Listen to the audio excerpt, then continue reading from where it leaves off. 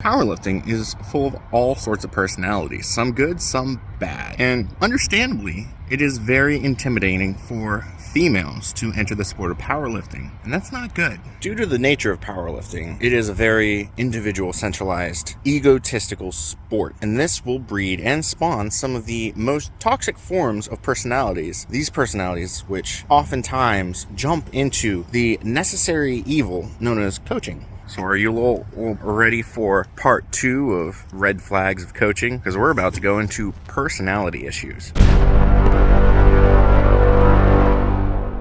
Powerlifting is a very egocentric sport. It attracts the likes of sociopaths because unabating belief in yourself that you can do things is highly beneficial for the sport of powerlifting, but it is not very one-to-one with the ability to coach other people into the sport of powerlifting. This will attract with the lack of a better term, it will attract a lot of fuckboys because you go to powerlifting, you look good, you get everything matched up, you put up big numbers, big pussy. Allegedly. Lighter weight classes, that's true. Heavier weight classes, no one cares. Trust me. So if you find a top lifter to be a coach, you have to make sure that their unyielding personality is not going to conflict with your goal. As a female power lifter, especially, because they're fuckboys. So this comes to the first of the 3 massive red flags that you can see in powerlifting as coaches. If a coach has slept with one or more of their clients, they are not going to be a good coach. They are looking to get their dick wet and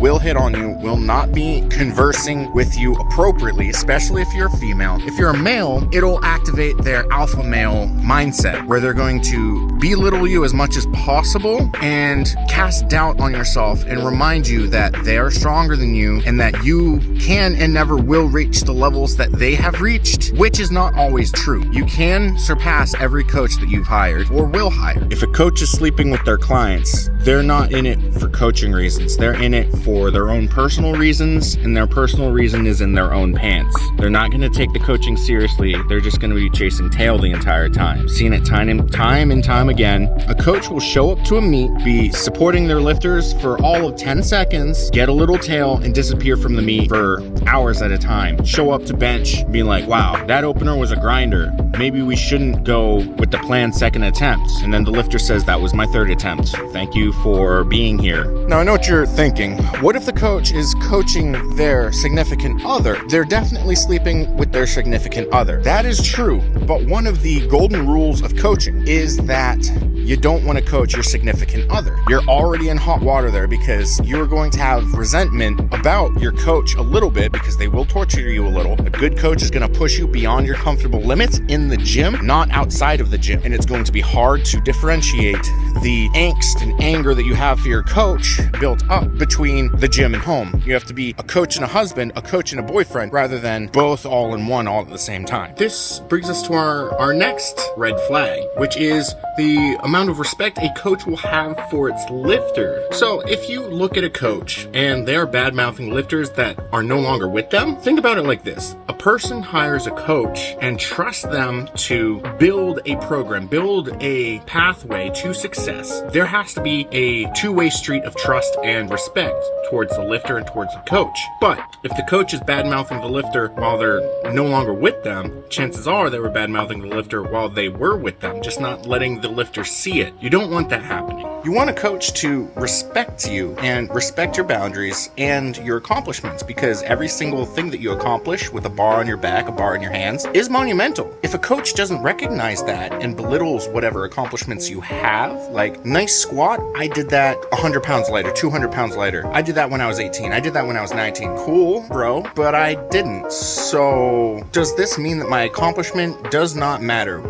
Should I just give up because I'm not as good as you? And then there is the anomaly where a coach is coaching a lifter who is stronger than them. That takes a gratuitous amount of humbling for a coach to coach someone who's stronger than them, because they have to put their ego aside, put any sort of precognition that they're going to have towards the lifter because the lifter is stronger than them. They can't be afraid of putting certain weights on a program. They have to, it's almost like when you're a salesperson, you don't want to shop with your wallet. You don't want to coach with your personal lifts. You don't want want to belittle a lifter. You don't want to baby a lifter. You want a nice, even, respectful relationship between you, a lifter, and the coach. If you are a coach, if you have to respect the lifter lifter has to respect you, but that's not by reminding them over and over again that you are the greatest of your time. To break it down, there are 3 major red flags you got to look out for. If a coach is sleeping with clients, if a coach badmouths past clients, and whether or not a coach respects the clients that they currently have. If a coach has any one of these 3, chances are you're not going to get a very good experience, and they're going to either push you out of the sport of powerlifting, which is sad and detrimental to the sport of powerlifting, or it's going to operate like a toxic relationship between you and a coach. Toxic relationships don't just happen between a male and a female. It can also happen between a coach and a lifter, and the lifter isn't going to have much power to leave that, especially if they fear getting badmouthed because the coach is already doing that. It's a catch-22 if you experience a bad coach. Basically, you fear leaving them, but you know you have to. It's a toxic relationship that's going to affect you both in and out of the gym negatively, and you don't want that to happen. Keep your eye out for red flags when it comes to coaches,